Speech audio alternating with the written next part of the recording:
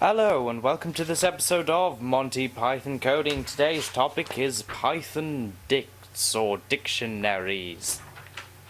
Now this is leading on from a topic of the last episode, which was Python lists. Now Python Dicts are basically lists with named elements, so instead of referencing them by index, you reference them by name. Now, let's move on to the computer for some examples over here. Here you can see that we define a dictionary in a very similar way to a list. If I copy this into the Python interpreter, I have not copied. Oh no, it did copy, it just was very slow at pasting. It will successfully define dict as a dictionary. Now you'll notice that we use these curly braces instead of the square braces, and that we define a key as well as the value instead of simply just a value. Now this value can be accessed using the key in the same way you would access it using a index. For example, if we wanted to get the name, then we dict name and it will return the name. If we try and access something which isn't in the list, it will give us a key error, as if it would give us an index error if we try and access something that's not in the list. Did I say list first time? I meant dictionary. Never mind. You can also redefine things as you would with a Python list in a dictionary. So if we want to set age now to 8 instead of 7, then the dictionary is updated. And it is the same if we want to maybe add a new value. We can simply define a value such as school, and it is defined, and everyone is happy, and there are waffle cats. I don't know. Now, one thing that Python dictionary keys must be is unique. Now, what do I mean by unique? They must never be the same, because the one that is defined latest in program execution will overwrite earlier ones. For example, if we try and define this and then get it back again, you will notice the first name is gone because it has been overwritten by the second name. Now, you can have multiple values which are the same, but multiple keys which are the same do not cooperate. And also, keys must be immutable. Now, what does that mean, immutable? I have the piece of paper here, I forgot it.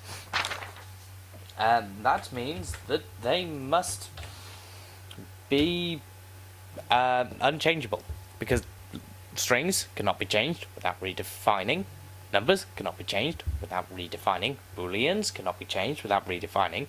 But there are a few things like objects, classes, lists, dictionaries, which must be which can be changed without redefining, such as appending to. So those cannot be hashed and thus cannot be used as a dictionary key. A few other final things. If you want to get an error, no, you never want to get an error. If you want to get something that may be in the list but is not necessarily, such as Alice, you simply call .get, and it will return none if it does not exist, or the value if it does exist. It is also possible to pass a default value. So, for example, if Alice does not exist in the dictionary keys, which it doesn't, it will return waffles. So we get waffles back. This can be useful sometimes. You may wish to know it. You can also do the same of the list plus list, as we did in the previous episode. By the way, I should plug, it's up there if you want to see it. I highly recommend, otherwise this may be slightly lost on you. You can call dict.update with another dictionary, and it will append to the end.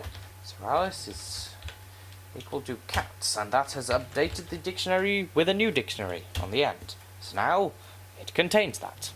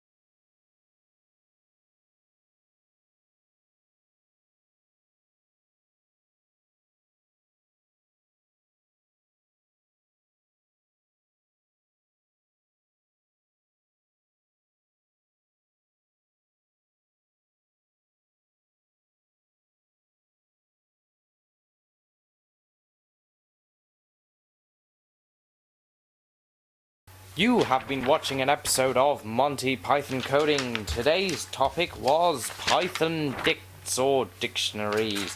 In summary, dictionaries are basically a list which can store values with a named key. Keys must be unique and immutable. I publish these every Monday and Thursday at 7 o'clock GMT.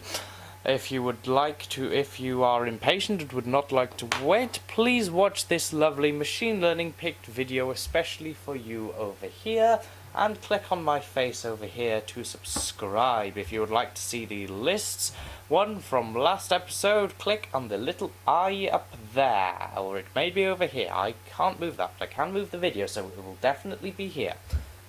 It will say whichever side the eye. It's in the top right. See you next time. Bye bye.